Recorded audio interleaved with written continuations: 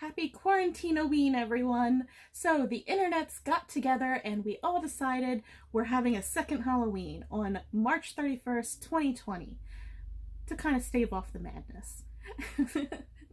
So we're going to have Halloween Part 2, Curse of the Blood of the Son of Halloween. Unfortunately, my house is under renovations, so I don't have any decorations or costumes here. So I thought I would do a Halloween 5 questions story time style. So here are our 5 questions.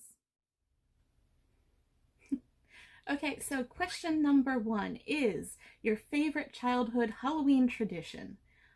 Now, unfortunately, my older brother was allergic to food coloring, so we didn't really go trick-or-treating. We went to like 5 family friends' houses, and that was about it. But my parents had about 6 acres of land, and every year they would throw us a huge party, would invite our entire class, both me and my brother. And it was this huge thing. They would put pumpkins out in the fields, and you go pick your pumpkin and you bring it back and paint it, and we would have sack races. They cut a skeleton, 2 skeletons out of plywood and put hook and eyes on each of the joints, and you would race to see who could assemble the skeleton the fastest. Every year we would make our own piñata. We would blow up this huge balloon and make our own paper mache, and we would paper mache our piñata. It was usually something very rudimentary, usually a head, a vampire head, a skull, a ghost, but we had a blast making it every year and trying to come up with our theme. What are we gonna do? It was great. But I think my favorite thing about the Halloween party was the hayride. My father had this huge flatbed truck that he used for work. He'd put railings along it and fill it with hay, and then we would go down the street where there was an entrance to this wooded area, and it was like a sandy, off the beaten path kind of road. And I think there were like a couple houses way back on the other side of it, but I think it was mostly used for hunting. Now, I grew up in South Jersey. I'm not sure if all of you are familiar with the Jersey Devil, but growing up in Jersey, I tend to think everyone knows who the Jersey Devil is. But we're not in the Pine Barrens, but we're close enough that there have been sightings in the woods down the street from my house. So that was the starting point of the spooky hayride. And so on the way down to the woods, they would be telling us the story of Mother Leeds and her devil child. And the parents were in on it. They had their little story going. Each of them played their own part. So we would slowly creep into the woods. Sorry.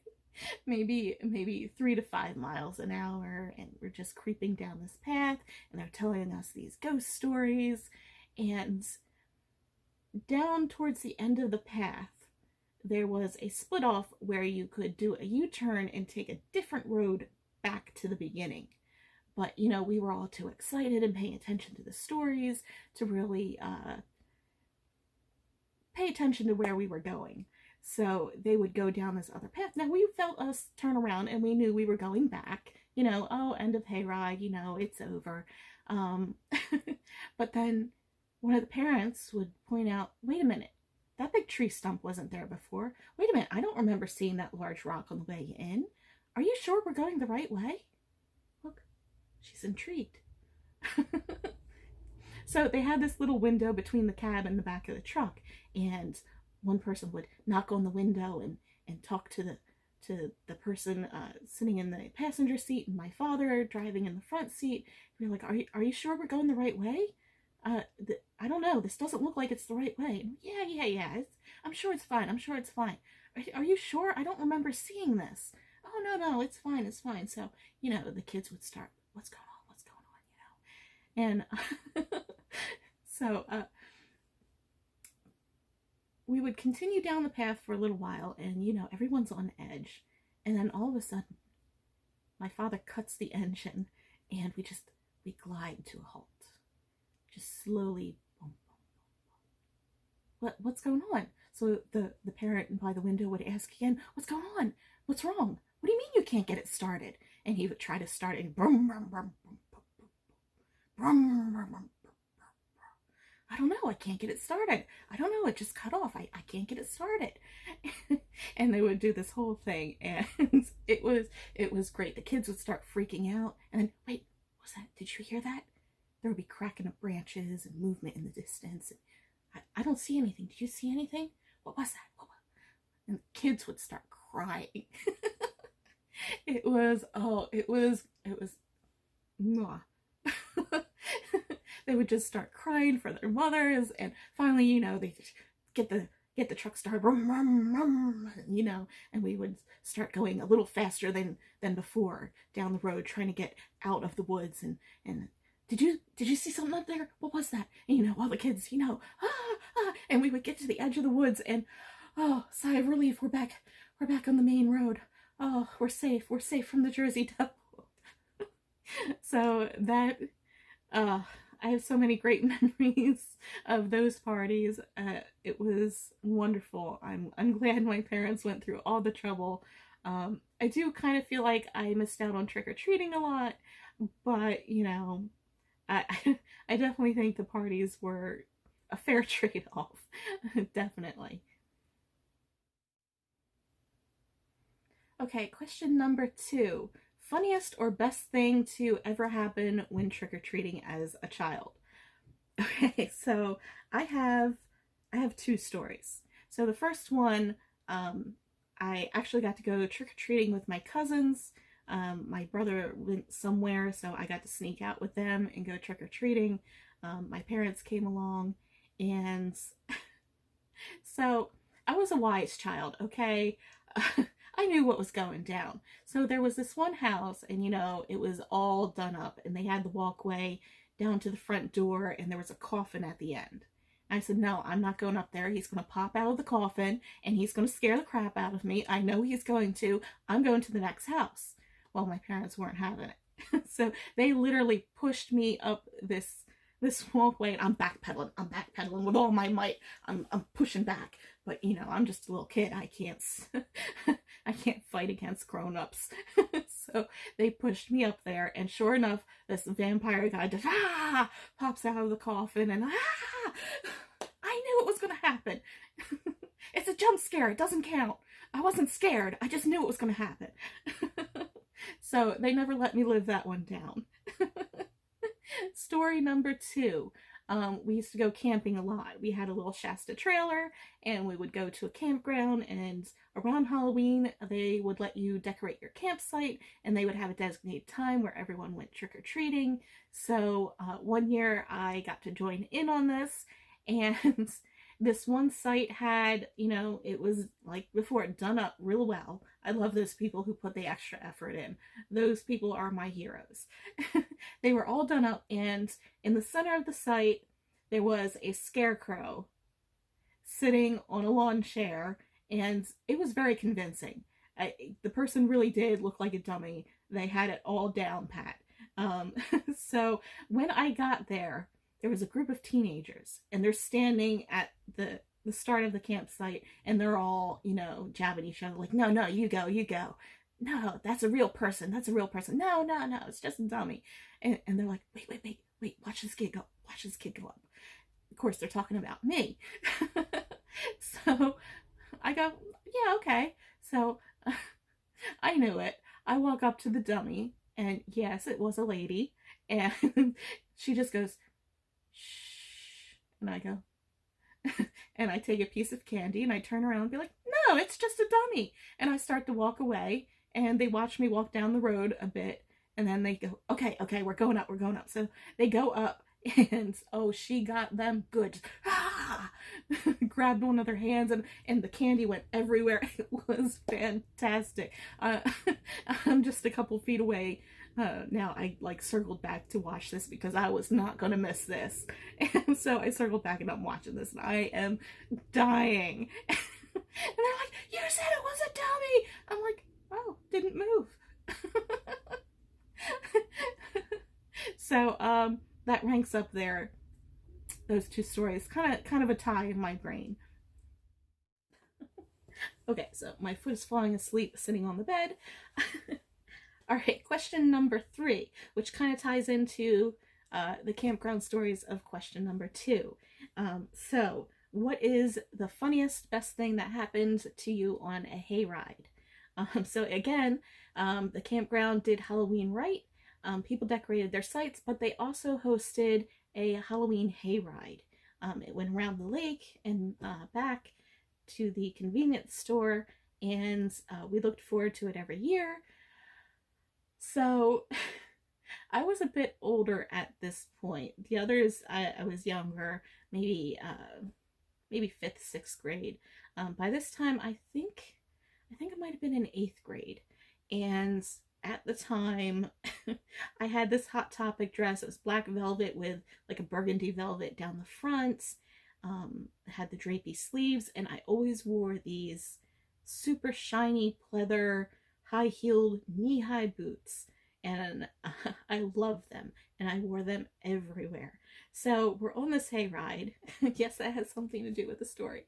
So we're on this hayride, and you know, the guy with the chainsaw chasing after you, and people jumping on and off, and you know, we're going through the scenes. This one guy jumps onto the hayride, and he starts menacing everyone, and then he like grabs my foot, and he goes to pull me, and he goes, and he feels on my leg, which right now that kind of seems like wrong, but it's just like this confused like, what? And then he pulls my skirt up a little bit to reveal these knee-high boots, and he's like, oh, and he just lets me go and goes to the next person. So all right, that's story number 3. 2 more to go. All right, so question number 4. What are the Halloween costumes you remember wearing as a child? So, I actually only remember 3 of them at this point. So the first was Ninja Turtle outfit. Okay, my mother made our outfits for the Renaissance Fair and for Halloween, and both my parents, they did an amazing job.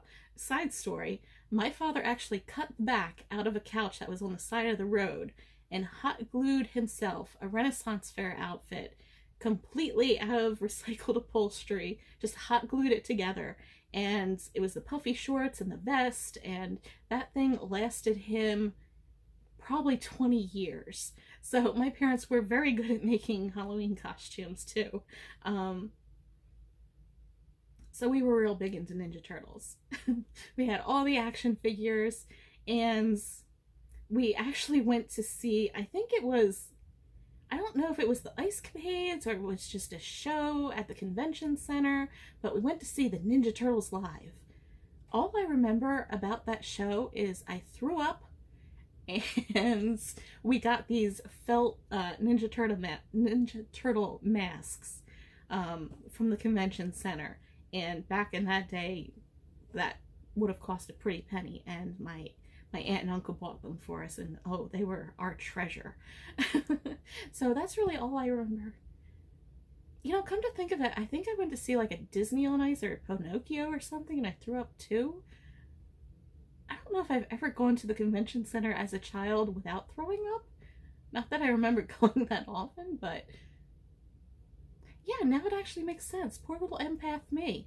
I didn't know any better. Anyway, so we had these masks. We also had Ninja Turtle pajamas, which were just long green pants and like a green semi-turtleneck top with like the shell like printed on it like a t-shirt. And my parents made us these foam outer shells and painted them, so we were all done up. Like, these things were huge, like professional grade foam shells, and we were the envy of everyone. Of course, I was Donatello. I don't know if it's because the mask was purple or because even now I like fighting with a staff. When I play World of Warcraft, I play a druid, so I do a staff, so I don't know. I don't know if that's a sexist thing or not. Whether I was just drawn to purple. I don't know. So Second costume, um, Princess Tiger Lily from Peter Pan. I was obsessed with Native American culture when I was a child. I had a little blue plastic bow, and um, are those tiger lilies? Those orange flowers that grow on the stalks, and then when fall comes, it just leaves like the dried out husk of the stalk. I used to pull those out, and I used to shoot them with my little blue bow. So I was obsessed. So my mother made me a Princess Tiger Lily outfit. She actually made it look exactly like what she wore in what she wore in Peter Pan. So she really paid attention to detail. And then I remember being a vampire. So every year when we were thinking about what we were going to be for Halloween, we would pull all the costumes out. Our Renaissance Fair costumes, previous Halloweens, we would just pull everything down, just old clothes that we had lying around, and you would pick something out, see if you could modify it, see if you could recycle it. So my mother had this black and red evening dress, and I saw that and I thought, oh, Black Widow. So I went with vampire, but it was a black and red dress, and I had a cape, and I painted my face, and my father also dressed up as a vampire, and you had the Halloween smeared white, and the blood dripping, and black hollowed eyes. So those are the only three costumes that I actually remember. And I don't know, it's odd. I guess it's not odd. I guess I shouldn't be surprised, but climate change. I remember when I was a kid, it was actually cold in October. It was really cold in October. I used to be upset because my mother would make me wear sweatpants and a coat over my Halloween costume. And I would always complain like, Mom, Princess Tiger Lily didn't wear sweatpants. No one can see my outfit, Mom. So, okay, one last question. So, what was your favorite nostalgic Halloween decorations? Like I said, we made our own piñata every year, and we had the skeleton puzzle. You had those die-cut pictures that you hang in the window.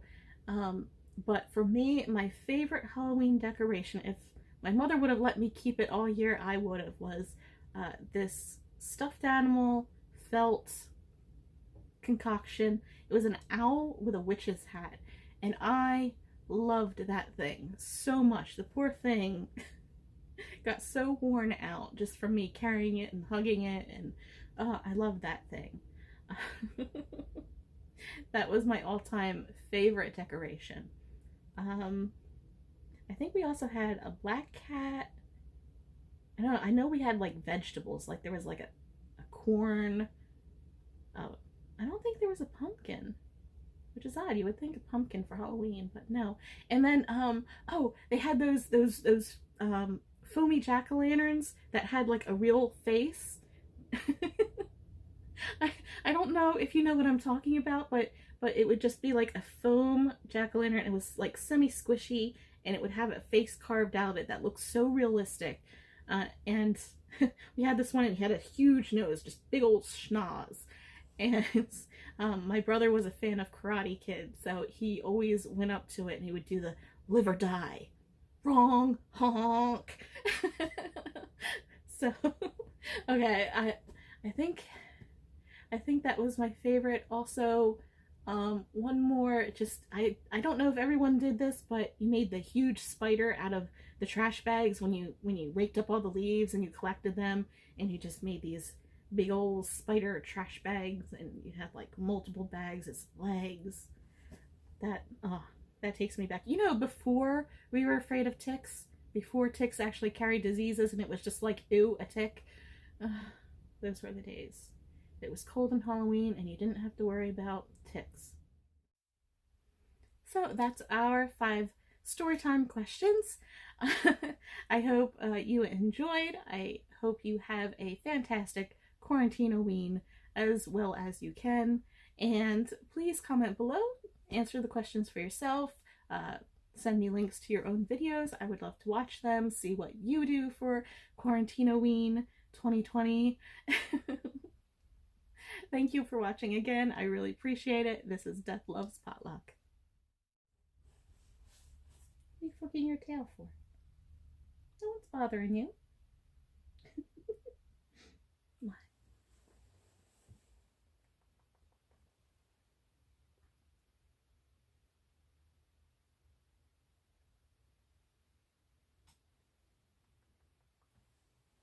You're so cute.